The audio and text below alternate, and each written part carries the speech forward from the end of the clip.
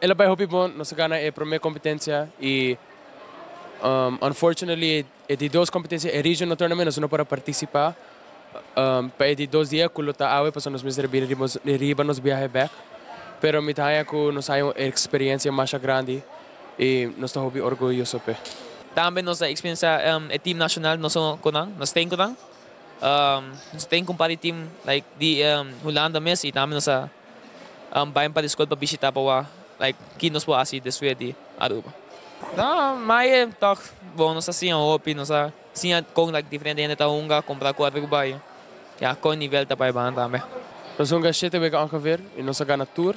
Me taia se hopi bom que nós por Asia e prometer como jogador na Aruba com a Holanda. Zijn Denzel Award acerca depois de shootout que está na outubro na Sint Maarten de UG5 tot scout na de Holanda ku abing mira jogador na hunga e na ahaya interesse de nandos. Depois de sei na a contact Aruba Basketball Bond ku nanta base com talento week na Holanda o trein ku Joskia ku ta awo ku acabe passa e assim na começa a preparar para o torneio.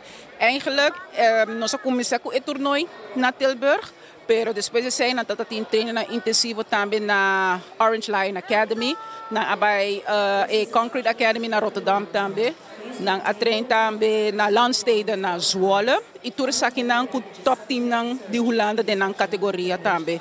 E mas não está pagaba.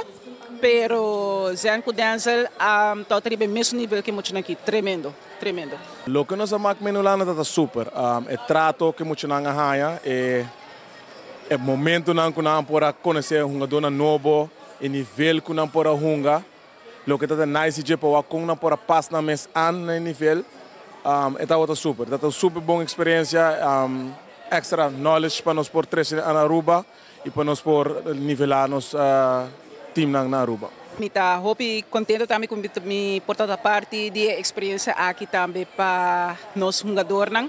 Foi hora que nós chega Jabierna à tarde, hora nós chega Holanda, depois de 2 horas nós estamos cancha na Tilburg, para warm-up junto com o time de Caribisch Nederland.